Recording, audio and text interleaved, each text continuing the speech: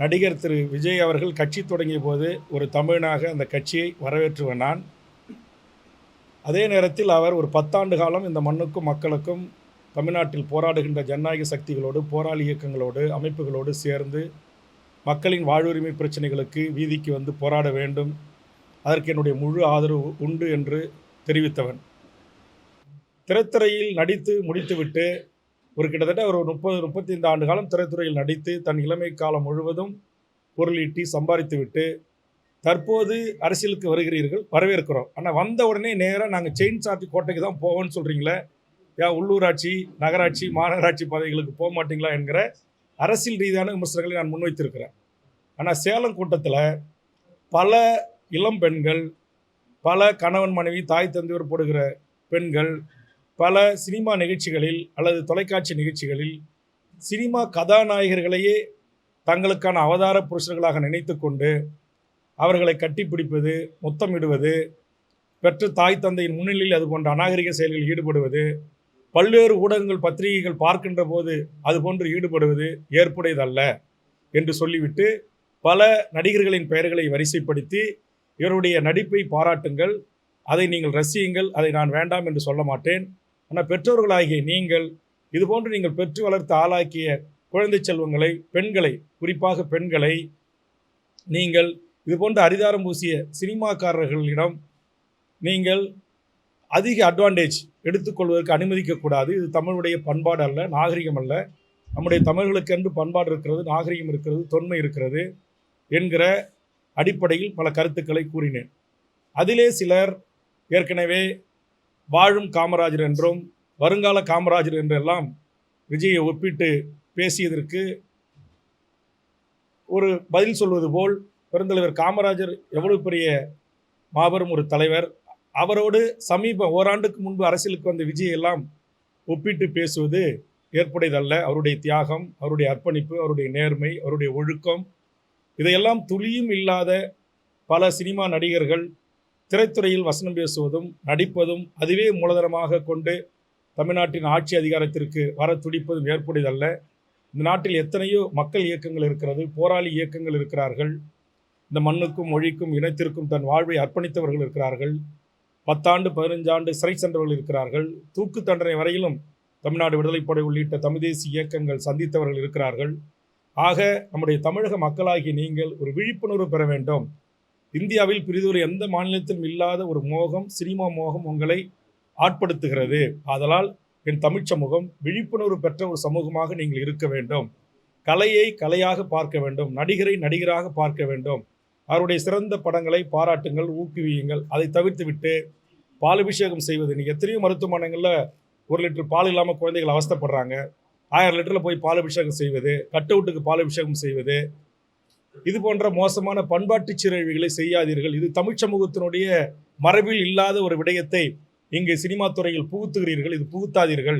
இது நம்முடைய பண்பாட்டு விடயங்களுக்கும் கலாச்சார நாகரிக விடயங்களுக்கும் எதிரானது என்று ஒரு அரசியல் கட்சி தலைவனாய், ஒரு 40 ஆண்டு காலம் பொது வாழ்வில் இருக்கக்கூடிய ஒருவனாய், என் கட்சியினர், என் முன்னால் அமர்ந்திருக்கக்கூடியவர்களுக்கு, புதியதாக வந்தவர்களுக்கு நான் யார், என்னுடைய கடந்து வந்த பாதை என்ன, தமிழ் சமூகம் எப்படிப்பட்ட தமிழ் சமூகம், இது போன்று கட் அவுட்டு கலாச்சாரம், மண்சோறு சாப்பிட்றது, வேப்பிலை அரிஞ்சிக்கிறது, அம்மனமாக உடையை தவிர்த்துட்டு 100 நாள் படம் ஓடணுங்கிறதுக்காக திருப்பதிக்கு இங்கேருந்து பாத யாத்திரை போகிறது, உருண்டு பிறண்டு பழனி முருகன் கோயிலுக்கு போகிறது, இதெல்லாம் வேண்டாம். உங்களை பெற்று வளர்த்து ஆளாக்கிய தாய் தந்தையருக்கு உங்களுடைய பிறந்த நாளில் என்னைக்காவது போய் அவர்கள் காலை தொட்டு வணங்கி வாழ்த்து பெற்றிருக்கிறீர்களா? ஆனால் எதுக்கு நீங்கள் பாலாபிஷேகம் செய்கிறீங்க? எதுக்கு ஒரு சினிமா நடிகருக்காக இப்படி நான் விடிய கிளம்புற 3 மணிக்கு வந்தேன், நேற்று முதல் நாளே வந்தேன், என் தலைவனை பார்க்க காத்திருக்கிறேன், நான் தவம் கிடக்கிறேன், அவரை பார்த்து அவர் அப்படியே நேராக அவரை கட்டி பிடிச்சி ஒரு முத்தம் கொடுத்தா போதும், என்னுடைய வாழ்நாள் பயனை நான் அடைந்து விட்டேன் என்று பத்திரிகை ஊடகங்களில், தொலைக்காட்சி விவாதங்களிலே சில பெண்கள் பேசுகிறார்கள்.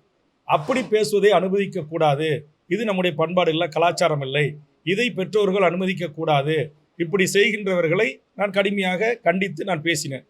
ஆனால் இதற்கு ஒரு மணி நேரம் 40 நிமிடம் என்னுடைய உரையை முழுவதுமாக கேட்காத சில அறகுறை வேக்காடுகள், எங்கள் தளபதியை பற்றி பேசிவிட்டாய், நீங்கள் உடனடியாக மன்னிப்பு கேட்க வேண்டும் என்று கூக்குரலிடுவது, அறிக்கையிடுவதெல்லாம் இங்கு வேண்டாம். ரொம்ப நாகரிகத்தோடு சொல்கிறேன்.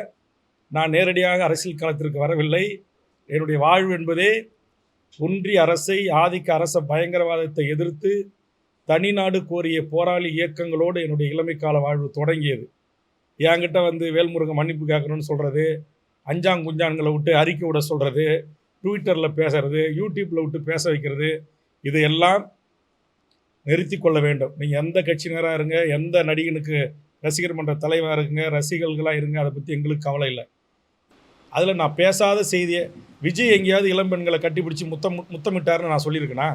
இல்லை அவர் பரிசு கொடுக்க வந்த இடத்துல அப்படி நடந்துக்கிட்டாருன்னு நான் சொல்லியிருக்கேனா? அப்படி சொல்லவே இல்லை. சொல்லாத ஒன்றை சொல்லியதாக நீங்கள் எடுத்துக்கொள்கிறீங்க. எத்தனை தொலைக்காட்சி விவாதங்களில் சினிமாக்காரங்களை போய் பெண்கள், இளம்பெண்கள் குடும்பத்தோட மாற்றான் மனைவி கணவன் முன்னே போய் தொலைக்காட்சியில் நேரடியாக என்கிட்ட சாட்சி இருக்குது, சொல்லுது, ஒரே ஒரு முறை உங்களை நான் கட்டிப்பிடிச்சி முத்தம் கொடுத்துக்கிட்டுமா அப்படின்று இளம் பெண்கள் கேட்ட ஆடியோ வீடியோக்கள் இருக்கிறது. நீங்கள் வேணுமா இன்றைக்கு திரு விஜய்க்கு ரசிகர்களாக வந்திருக்கலாம். என்னுடைய கண்டிப்பு என்பதும் என்னுடைய மக்களுக்கான போராட்டம் என்பதும் சுமார் 40 45 ஆண்டு காலம். ஆக இதையெல்லாம் கருத்தில் கொண்டு பேச வேண்டும். எல்லா அரசியல் கட்சி தலைவர்களையும் பேசுவது போல், எல்லா அரசியல் கட்சியினரை விமர்சனிப்பது போல் எங்கள் கட்சி தோழர்களை, எங்கள் தொண்டர்களை, நேற்றுக்கு பெய்த மழையில் இன்றைக்கு முளைத்த காளான்கள், தமிழ்நாட்டுடைய அரசியல் வாழ்வு வரலாறு தெரியாதவர்கள் பேச திரு விஜய் அவர்கள் அனுமதிக்கக்கூடாது. நான் ஒரு அரசியல் கட்சியினுடைய தலைவர் என்கிற முறையில் நான் பேசுகிறேன். உங்களுக்கு என் பேச்சின் மீது எதிர்ப்பு இருந்தால், ஆட்சேபனை இருந்தால், இதே போன்று ஒரு பத்திரிகையாளர்களை சந்தித்து வேல்முருகன் இப்படி அவதூறான கருத்துக்களை பேசியிருக்கிறார், தவறான கருத்தை பேசியிருக்கிறார் என்று திரு விஜய் அவர்கள் பத்திரிகையாளர்களை சந்திப்பை நடத்தி கேள்வி கேளுங்கள். நான் சந்திக்க தயாராக இருக்கிறேன். நான் ஒவ்வொரு நாளும் பத்திரிகையாளர்களை சந்தித்து வருகிறேன்.